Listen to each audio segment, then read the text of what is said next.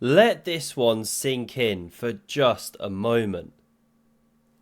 Beating out absolutely everyone, Magnus Carlsen himself, and even the modern computer generation, guys like Prague, guys like Gukesh, the incredible Yaz Khan from Turkey. Faustino Oro beats them all, 11 years old, and playing the most out of this world chess that's just leaving the chess world silenced. We're going to look at two of his games here, played in the recent Legends and Prodigies tournament, which he won with a round to spare. He's known as Lionel Chessi from Argentina. In this game here, he's kicking off with white. His opponent is Diego Macias, an international master, but a strong one, over 2,500. Pawn attacked here, kicking on over the board chess in Madrid, and now after this bishop drops back, we get black fighting for the centre. This game's exceptional. What an attack. So is the next. Queen takes his tried and tested, but we get this little move, and just like that, move 6, this guy dies and never comes back to life. The game's almost done when you're playing Lionel Chessi. Watch this. Watch the king hunt. Now we see the pawn expand in the centre.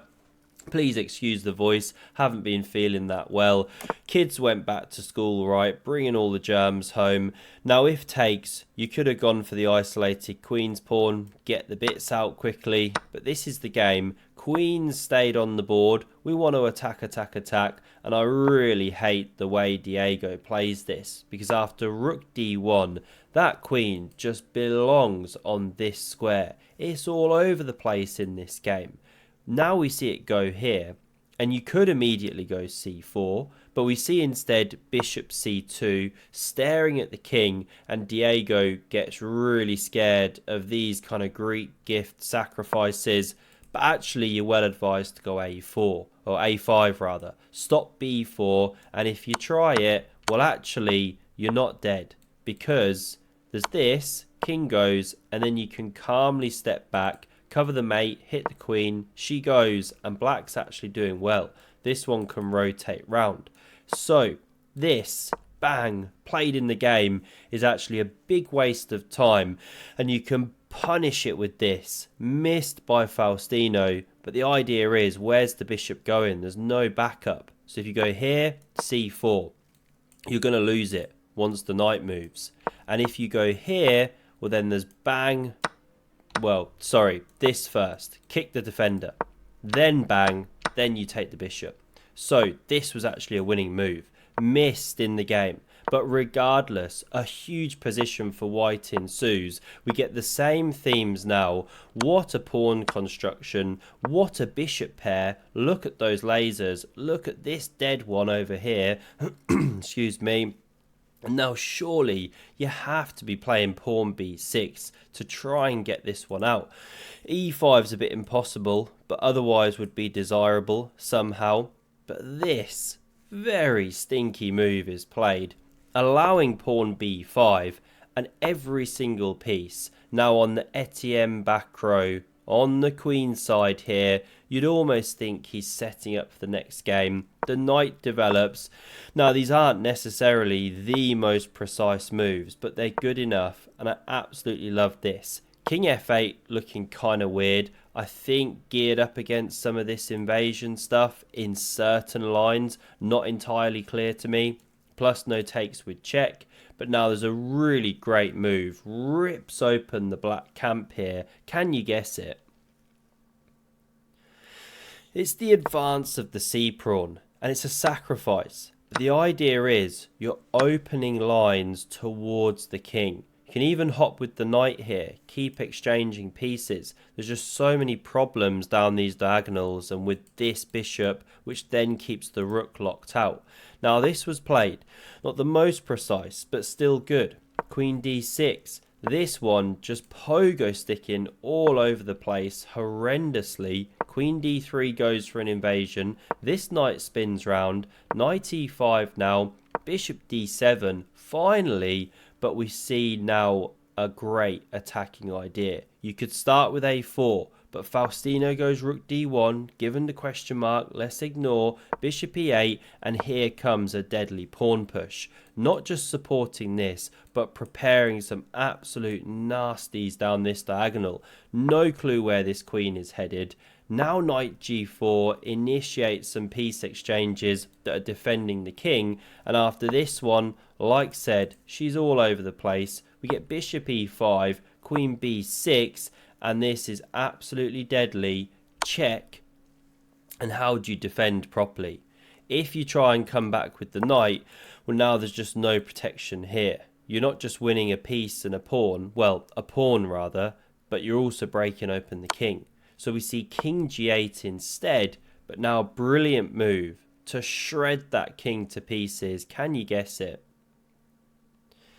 It's knight takes on h6. Knight takes on f6, also very good. But here's the point. After you take back, you switcheroo over like this, and the king is dead. In the game, we see it hop over this way. Can't come here. Bishop's covering. If you come here, well, do you even rook lift, bro? This one's on the way, and there's just no fight back against it. You have to sacrifice the queen. So in the game, this, then check, supported by the queen, of course, so no takes. This was played, but now takes with check and resigns, because king takes is the only move. Then you give the check here, and because of the cut of the pieces and the fact you're hemmed in, you've got nothing but this or queen c5. Both moves lead to mate in one. Utter destruction. Now to the second game. This is against Grandmaster Alan Pico, a guy who's been top 100 just recently, right? 2650 at his peak. Very strong player. Fausti goes for the horse box here. Now the bishops develop, and okay, you can take here, win a pawn, but then black does the same here. So this is why we don't get either player cashing in. Now we do get takes to change the structure. Pawn d3. Bit of pressure now on the pawn, so defended by the knight. Looks weird to block the bishop, but there is a plan. Knight e2, rook e8. This is opening theory. By the way, if you want to improve your opening theory, definitely check out Lotus Chess. You can learn lines like this. It's absolutely fantastic. I love it. These knights now rotating round. It's got the crushing lines built in. It connects to your lead chess and your chess.com. Free to get started. The best gamified chess learning app that I know of. Really do check it out. Knight c4 is now played. Bishop e6. b3 supports, sets up the old v-wing pawn formation here, and after queen d7 played, king h1 indicates some aggressive intentions, but Alan now strikes first over there. You could take the pawn, but Fausti doesn't want to undouble them, so he drops back here. Bishop c5, bit of pressure down this new diagonal. Whoops, can't draw lines. I'm struggling today, as you can tell. Bishop b2 is played, and now a committal decision. Bishop takes on e3. Is he really a grandmaster or a very naughty boy? You normally hold on to the bishops, but okay, you've got some doubled pawns in compensation. Pawn a6, queen d2, pawn c5, queen c3, and it's a very sneaky move because you attack a pawn, but you also set up a battery. Bear that in mind because c4 is played, and there's an amazing line here, not played, where you take, pawn recaptures, and then from nowhere, knight f4. Such a cool move. If takes, impossible, you get mated, and if this, you undouble the pawns. How nice is that? And what else to do if you're not taking? You can do something like this, but then you get to take, and white's got a nice position. You've gotten rid of that fairly average knight, opened your rook, and so on and so forth. Or maybe the rook was already open, but you get the point. Nice line. So in the game, best way to go was that, but not played. This was selected, pawn takes, and d4. Of course, asking for this to undouble the pawns. It's actually a good move, but only if you see bishop d5. Takes, rook takes. These aren't easy lines to spot. Not spotted by either player. This was played in the game. The pawn cracks on, bishop g4, knight back, and there's a threat to go h3. The bishop's running out of squares. You don't want to sit it here. Rook f5 is a big problem. Not so much g4, then you can sack and start attacking. So in the game, queen c8 gives a square for that bishop. Still, you could play h3, but bishop a3 played, new diagonal, pawn to c ships, and it looks tempting to slide past, defended, passer, but then pawn c5 is played, and you block out the bishop. Pawn could be weak.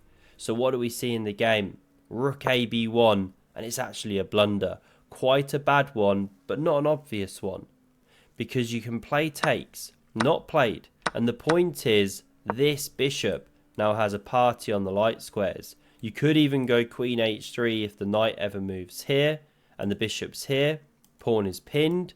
Really beautiful attacking ideas, missed by both players. Instead, the bishop backs up, takes, queen takes, pawn drop him, and not only that, after taking, undoubling, a second pawn is about to drop, and although you could defend it, Alan goes for this counterplay line, gets one back. He's just the pawn down, but white's position is very dangerous.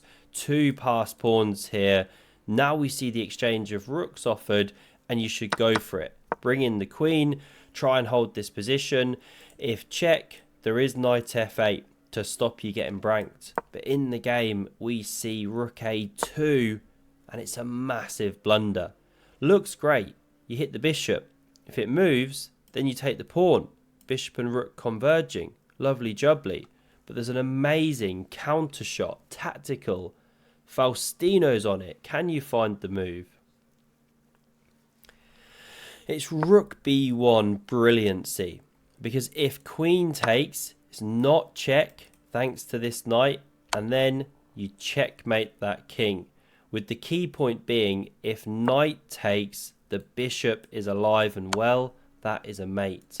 So because of that, you have to keep the queen on the back rank. This was played, but now queen d6. Supporting the bishop, threatening lots of nasty stuff like rook b8.